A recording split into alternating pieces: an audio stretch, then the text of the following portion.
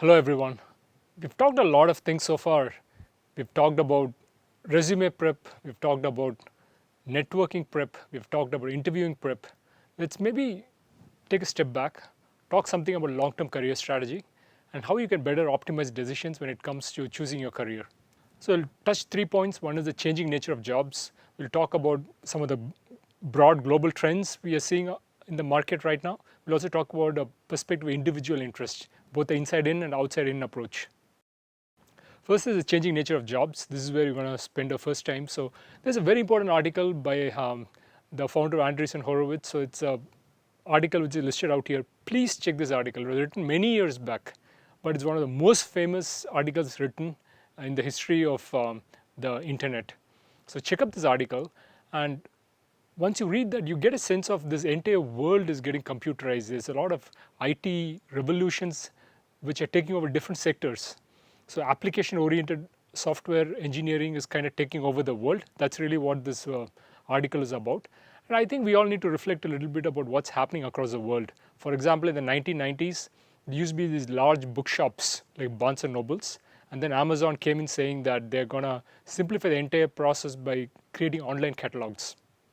That quickly drove Barnes and Nobles out of business.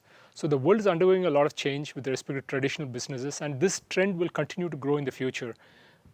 Spaces like civil engineering, mechanical engineering have typically not been impacted by software, but again, this is going to be the new opportunities for the future.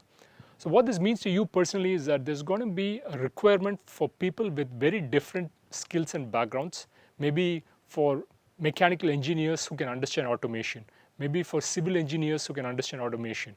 So once that happens, there is going to be a lot more jobs opening up in very different areas. So the challenge for you is to learn different skill sets and put that to use. So if you look at some of the jobs earlier, the jobs used to be of a generalist nature, right? So you had to know multiple disciplines, be a jack of all trades, and you could move jobs anytime from one company to the other. So that was the nature of the jobs. So it used to be more horizontal in nature, right? Nowadays, the jobs which are getting created are more vertical in nature. It requires a lot of depth. It needs you to be narrow, be a master, be very focused, and the focus is going to be very deep. This also means that maybe you're going to be stuck in a certain sector for longer than necessary. You may not be able to move jobs because a lot of these jobs are going to disappear. They're not going to exist anymore. So as you become a specialist, you've got to think about, okay, so what do I need to do to become a specialist in that space? So digging deeper into some of these broad jobs and these specialist jobs, the first broad jobs used to be following a factory model. Everyone was replaceable. Everyone was a cog.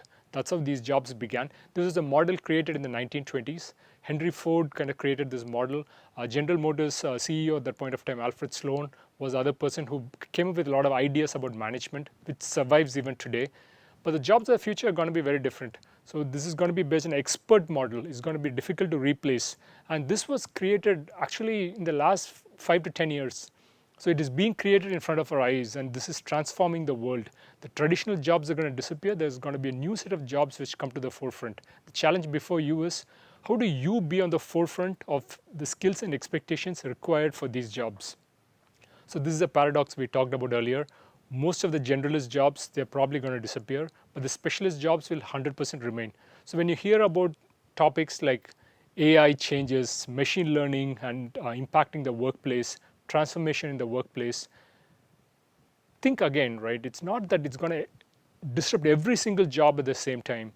A lot of jobs are not going to exist, but a new set of jobs are going to be created. So building expertise is very important. If you're really good in something, and if you have the domain expertise, then you could be able to take advantage of the new jobs which are getting created. And that's really where your area of focus has got to be. So let's talk a little bit about, okay, we want to build expertise, but how do we even begin doing that? So the problem with building expertise is that it takes a very long time. And again, let's pick up an example to make sure that you folks understand what's happening. So there's a lot of entry barriers, there's a lot of milestones to hit. Let's look at being a doctor. That's a very good case of jobs which cannot be disrupted in the traditional manner. If you're doing an undergrad degree, it probably takes around 4 years. Then if you're doing a master's degree, again, an MD degree, it could take you another 4 years. You're probably going to do a residency after that. That could take you 4.5 to 6 years. Then you're going to do some sort of fellowship, and there's sometimes even people after fellowship could even go for a traditional PhD degree, which could take additional 5 to 6 years. So you can see easily that people can take at least 15, 20 years to go through this entire process.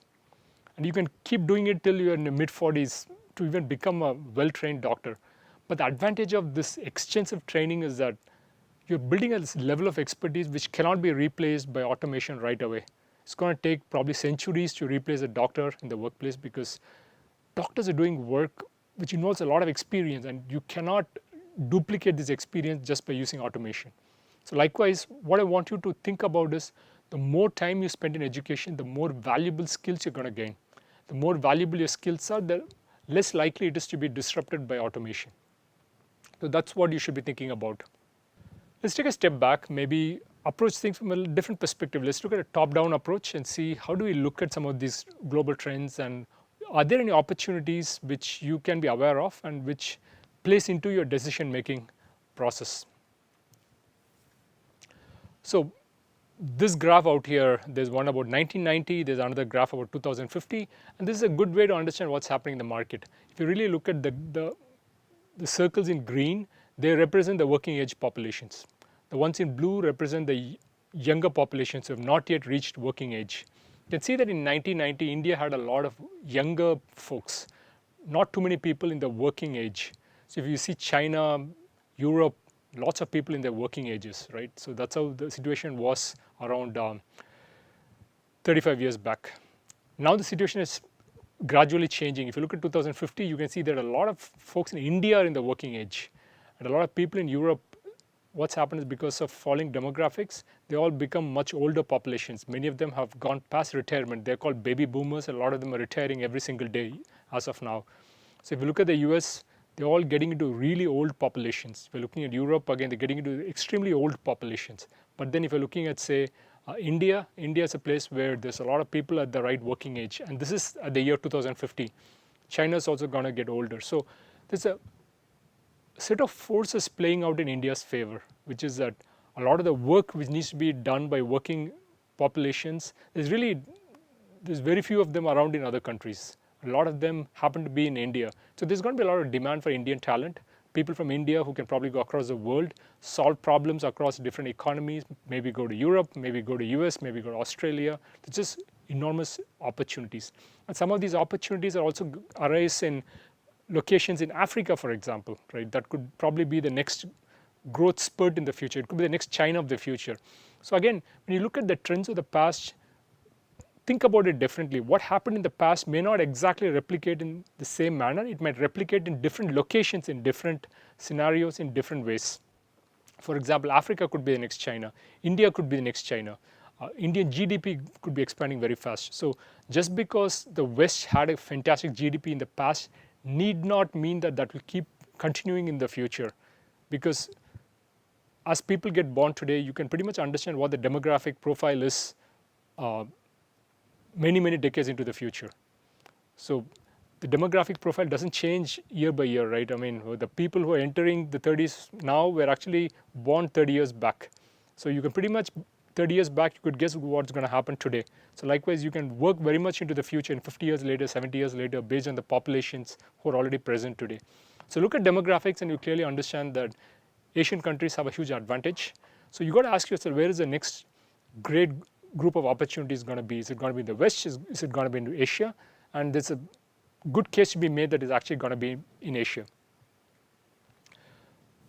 Fertility rates in the West are plummeting. It's really low.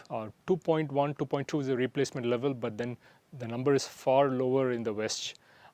Again, it's below replacement rates. And you can see what that means for the workplace. When the labor market was very strong, there are a lot of working age populations. The West did not talk about automation. It was all about creating jobs. Now that the working age population is coming down, they're facing a population crisis. So now they're talking about automation because they don't want jobs in the way it was done before. They want to get work done through lesser numbers of people. So now they're talking about automation. So I think there's a difference in terms of priorities for different countries. And you've got to be aware of some of these trends and in terms of what that means. However, a lot of the developing countries will still need a lot of opportunities. Instead of looking for a job, you could ask questions like, can I be a job provider instead of being a job seeker? So those are some questions you have to ask yourself, because there are going to be a lot of people ready to work. Can you take advantage of the labor pool in different ways? This is a snapshot of GDP in the year 2050. Look at this graph, right? And you can see that the US is probably near $37 trillion. China is near $42 trillion. China is going to beat the US sometime very soon.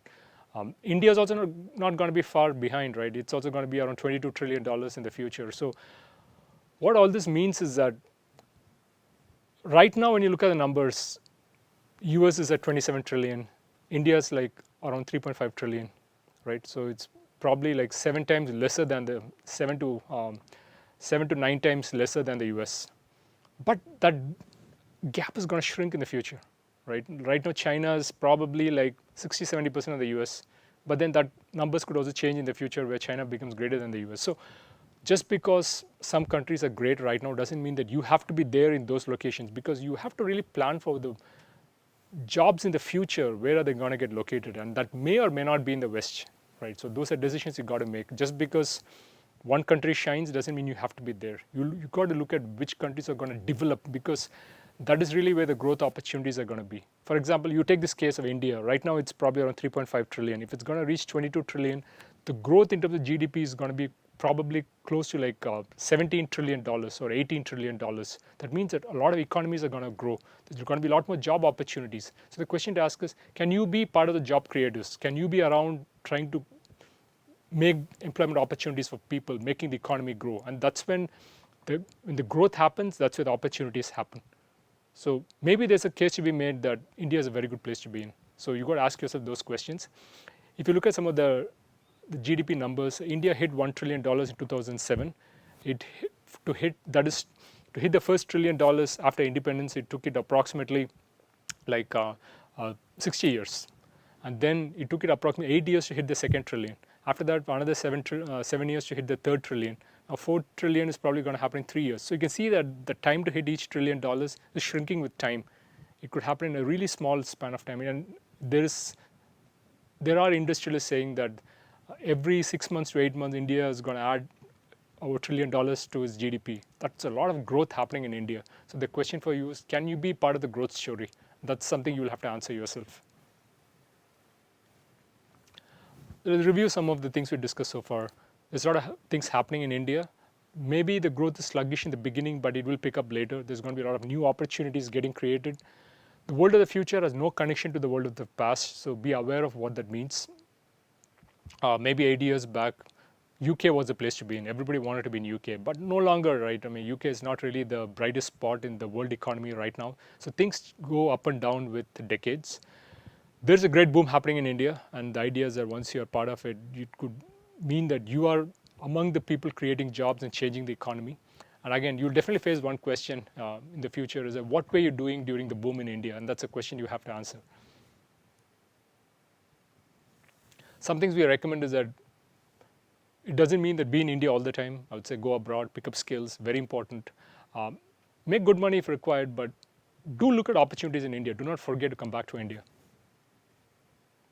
Let's also now shift our opinion a little bit, go from a bottom-top approach, look at what we have to offer, what our skills are, and then try to match it with the global economy. Again, there are some big changes happening, that is for sure, right? I mean, when you look at the world economy, there's lifelong job security, pension for life, pension after retirement, trying to get all your degrees done by a certain age, by age 28, and then you think that, oh, I'm done with all education. I think that era is getting over. It doesn't exist anymore.